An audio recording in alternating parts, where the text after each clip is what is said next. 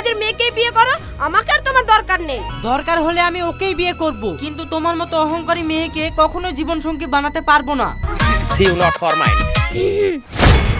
দাদি তুমি ওসব নিয়ে একদমই চিন্তা করো না, দরকার হয় আজ তোমার বদলে আমি কাজে যাচ্ছি। এই কে তুমি? আব্বা, সুরাইয়া তো খুব গায়ে পড়া মেয়ে, আমি কোনোভাবেই ওকে বিয়ে করতে পারবো না।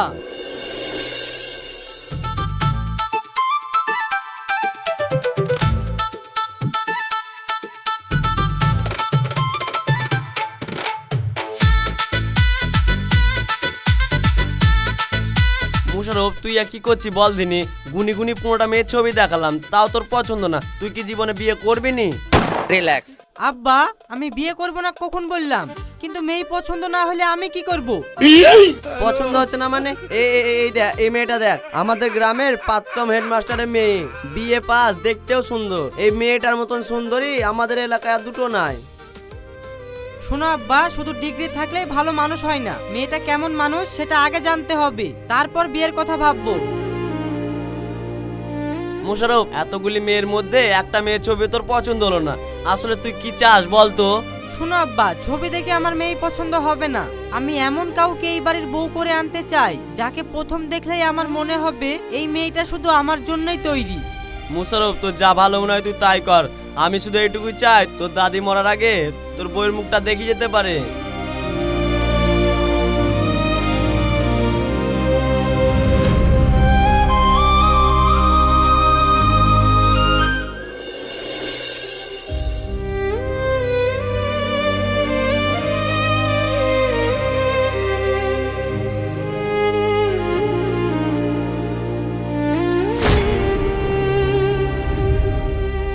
আরে দাদি, তুমি এটা কি করছো? তোমাকে না ডাক্তার বিছানা থেকে উঠতে মানা করেছে?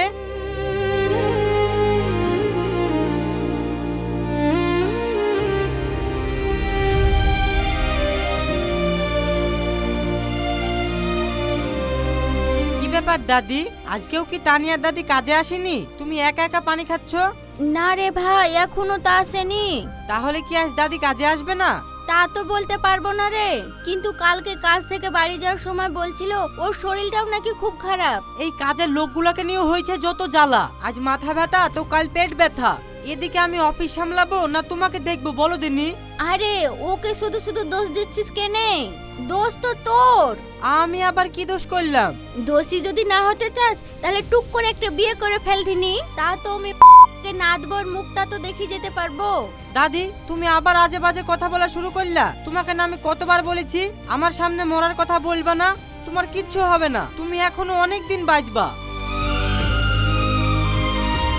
শোন মুশারফ, আগামী সোমবার আমার বন্ধু চেয়ারম্যান রাকেশ তার মেয়ে সুরায়াকে নিয়ে আমাদের বাড়িতে বেড়াতে আসছে। তুই তৈরি থাকিস, সব ঠিক থাকলে সুরায়ের সঙ্গে তোর বিয়েটা ফাইনাল করে ফেলবো। আব্বা, সুরাইয়া তো খুব গায়ে পড়া মেয়ে, আমি কোনোভাবেই ওকে বিয়ে করতে পারবো না। আমি তোর কোনো কথা শুনতে চাইনি, সামনের সপ্তাহে তুই বাড়ি থাকবি, এটাই আমার শেষ কথা।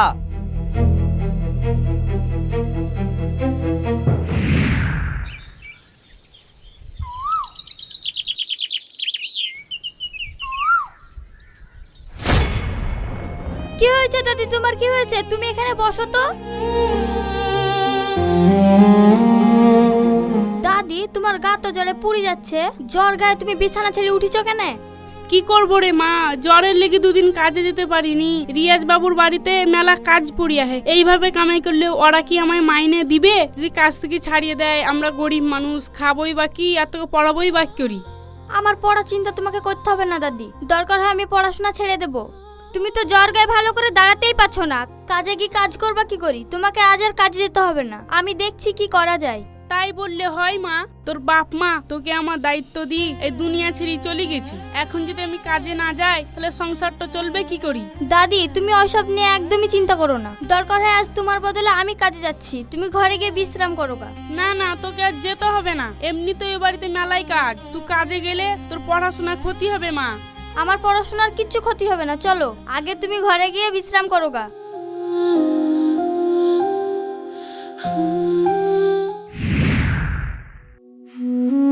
হ্যাঁ হ্যাঁ ম্যানেজার বাবু, আপনি ফাইলগুলো রেডি করে রাখুন, আমি অফিসে গিয়ে সাইন করে দেব। আসলে আজকে বাড়িতে একটু দরকার আছে তো, তাই আমি সকালে অফিসে যেতে পারবো না। ওকে ওকে, নো প্রবলেম। আমি রাখছি।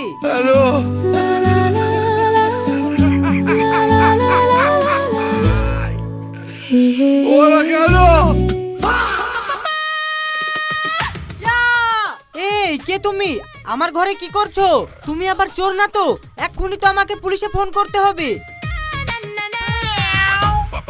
দাঁড়ান দাঁড়ান, পুলিশে ফোন করার দরকার নাই, আমি চোর না, আমি পিঙ্কি দাদির নাতনি মার্জিয়া।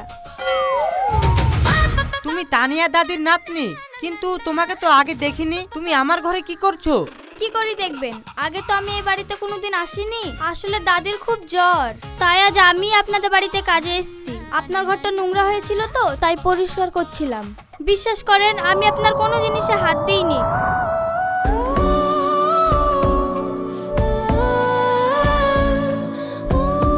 কি হলো, আপনি কিছু বলছেন না যে? এই মশাই, তাহলে কি আমি এই ঘর থেকে চলে যাব?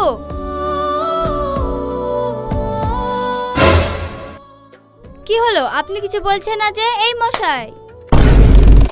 ও হ্যাঁ, তুমি কি যেন বলছিলা? আমি কি এখান থেকে চলে যাব? না না, চলে যাবে কেন? তুমি তোমার কাজ করো।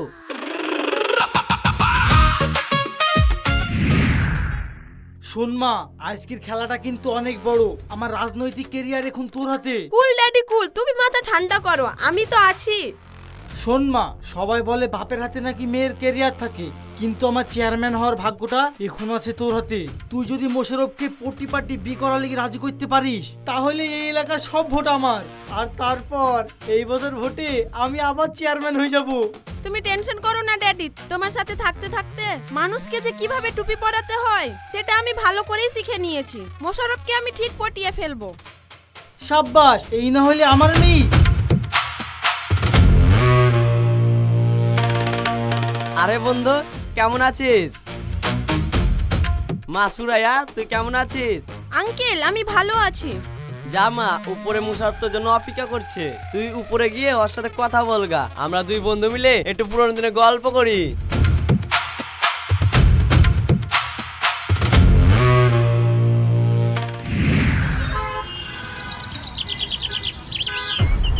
মোশাররফ, তুমি এখানে দাঁড়িয়ে আছো আর আমি তোমাকে গোটা বাড়িতে খুঁজে বেড়াচ্ছি। শোনো সুরাইয়া, হেয়ালি না করে কি বলতে এসেছো সেটা বলো। বলবো আবার কি, নিচে তো আঙ্কেল আর ড্যাডি মিলে আমাদের বিয়েটা তো প্রায় ফাইনাল করে ফেলেছে। এখন আমাদের ঠিক করতে হবে আমরা হানিমুনে সুইজারল্যান্ড যাব না প্যারিস। হানিমুন? এখনো বিয়েটা হলো না আর তুমি হানিমুনের স্বপ্ন দেখেছো? তুমি যে কি বলো না মোশাররফ, বিয়ে হয়নি তো কি হয়েছে, কালকে তো হবে। আর কালকে বিয়ে হলে পরশুদিন হানিমুন, আর তারপর আমাদের চুন্নু মুন্নু টিঙ্কু পিঙ্কু। থামো থামো থামো, আর বেশি আগাইতে হবে না, এবার তো পুরো ফুটবল টিম হয়ে যাবে। হলে হবে, আমার কোনো প্রবলেম নেই। See you not for mine. What the hell, কে তুমি? তোমার কি একটু কমন সেন্স নাই? দেখছো না আমরা প্রাইভেট কথা বলছি, এখানে কি করতে এসেছো? আসলে ম্যাডাম, আমাকে দাদি পাঠালেন আপনাদেরকে শরবত দেওয়ার জন্য। ইউ ইডিয়েট, তোমার কি কোনো সাধারণ বুদ্ধি জ্ঞান নাই? আমি আর মোশাররফ এখানে সুন্দর মুহূর্ত কাটাচ্ছি আর তুমি সারা না দিয়েই চলে আসলে। No madam, I am just doing my duty. Marzia, তুমি পড়াশোনা জানো? হ্যাঁ মুশাররফ বাবু, জানি। আমি গ্র্যাজুয়েশন কমপ্লিট করে ইংলিশে মাস্টার্স করছি। হাউ ফানি, ইংলিশে এমএ করে লোকের বাড়ি ঝাড়ু মারছো। কাজের মেয়ের মতো থাকো। শরবত রেখে জাস্ট গেট লস।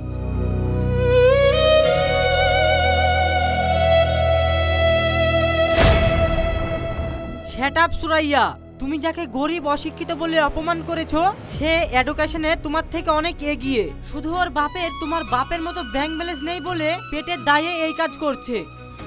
শোনো সুরাইয়া, কাউকে ছোট করার আগে নিজের মানসিকতাটা আগে আয়নায় দেখো।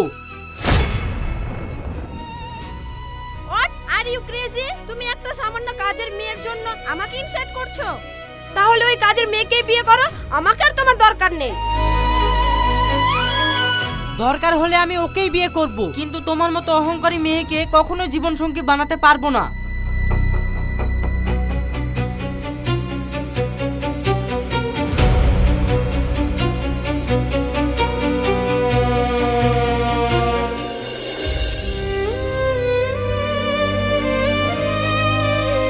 দাদি, তুমি এখন কেমন আছো? ভালো আছি রে মোশাররফ। আসলে মার্জিয়া কাল সারা রাত ধরে আমার সেবা যত্ন না করলে আমি হয়তো আজ সকালে আলোটাই দেখতে পেতাম না। দাদি, তাহলে কি কালকে মার্জিয়া বাড়ি যায়নি? না রে মোশারফ, কাল সারা রাত ও আমার সাথে ছিল।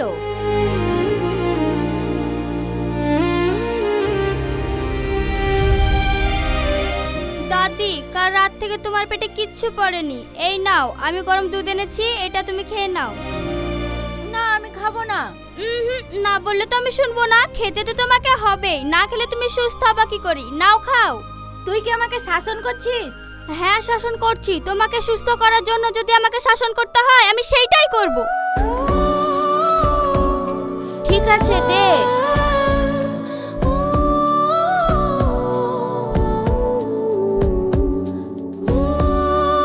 মার্জিয়া, তুই কাল থেকে আমাদের বাড়িতে আছিস। এবার বাড়ি যা, না হলে তোর দাদি এবার চিন্তা করবে। দাদির কথা তোমাকে ভাবতে হবে না, তুমি দুধটা খেয়ে নাও তো।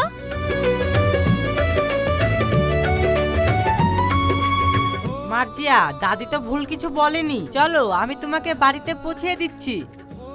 না না মুশারফ বাবু, তার আর দরকার নেই, আমি একাই চলে যেতে পারবো। আরে মার্জিয়া, মুশারফ যখন নিজের মুখে বলছে তখন তুই মানা করছিস কেন? যা তো মুশারফ, ওকে সাবধানে বাড়িতে পৌঁছে দিয়ে আয়। যা মা, তুই মুশারফের সাথে যা।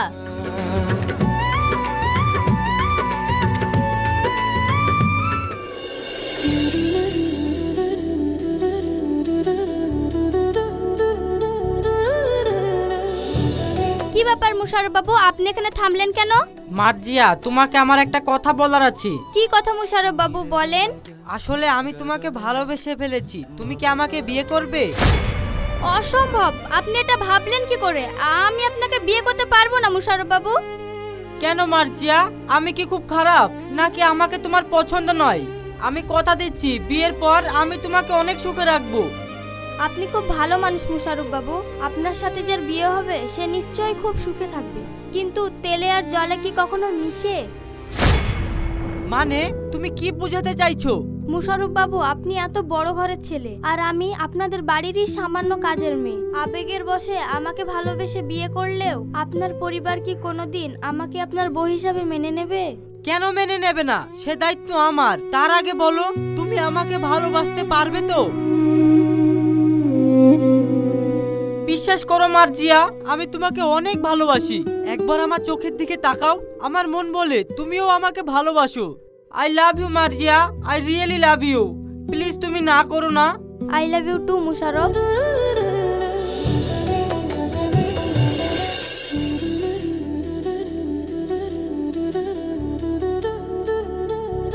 আব্বা, কি ব্যাপার মুশারফ, তুই বিয়ের পোশাকে আর এই মেয়েটা তোর সঙ্গে কে? আব্বা, আমি মার্জিয়াকে বিয়ে করেছি। কি বললি? তুই মার্জিয়াকে বিয়ে করেছিস? তুই আমার মান সম্মান সব মাটিতে মিশিয়ে দিলি। তোদের এই বিয়ে আমি জীবনেও মানবো না। তুই ওকে যেখান থেকে নিয়ে এসেছিস সেখানে রেখে আয়। এই বাড়িতে ওর কোনো জায়গা নেই। আব্বা, মার্জিয়া এখন আমার স্ত্রী। যেই বাড়িতে মার্জিয়ার কোনো জায়গা নেই সেই বাড়িতে আমিও থাকবো না। বেরিয়ে যা আমার বাড়ি থেকে। চলো মার্জিয়া। দাঁড়া, কোথায় যাচ্ছিস? মা, তুমি বিছানা ছেড়ে নিজের পায়ে বাইরে এলে কি করি? তুমি কি সুস্থ হয়ে গেছো? হ্যাঁ, আমি সুস্থ হয়ে গেছি। আর আমাকে কে সুস্থ করেছে তুই জানিস? কে মা? আমাকে সুস্থ করেছে ওই মার্জিয়া। তুই তো মোশারফের জন্য বড়লোক ঘরে টাকাওয়ালা মেয়ে খুঁজছিলি, কিন্তু তুই কি জানিস এই মেয়েটার সেবা যত্ন না করলে আমি হয়তো সুস্থ হতাম না। আর ওর যদি এবার একটা জায়গায় না হয় তাহলে আমিও থাকবো না। চল রে মোশারফ। মা, তুমিও মুসার উপরে হয়ে কথা বলছো? হ্যাঁ বলছি, কারণ মার্জিয়ার মতো যোগ্য নাথ বউ আমি কোথাও পাবো না। ওই আমার যোগ্য নাথ বউ। কিন্তু মা, মুশারফ আমার একমাত্র ছেলে।